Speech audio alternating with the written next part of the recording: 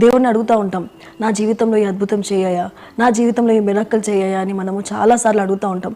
కొన్నిసార్లు మనం అడిగినట్టుగా దేవుడు మనకి ఇచ్చేస్తారు. కొన్నిసార్లు దేవుడు మనకి ఇవ్వరు.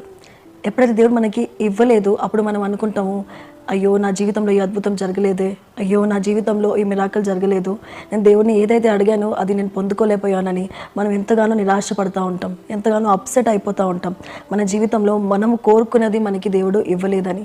కానీ నేను ఒక మాట చెప్పనా అండి, నిజంగానే అనుకున్నది మాత్రం దేవుడు ఇవ్వలేదు, కోరుకున్నది మాత్రం దేవుడు ఇవ్వలేదు. కానీ కొన్నిసార్లు దేవుడు మనకిచ్చేది it's not what we want, he gives us what we need.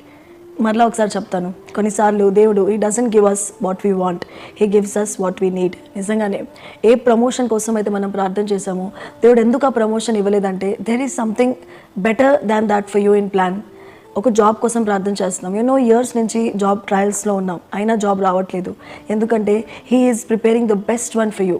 ఎంత మంచి జాబ్ ఇవ్వబోతున్నాడంటే ఇప్పుడు దాకా చేసిన ట్రయల్స్లో the best one is in store for you.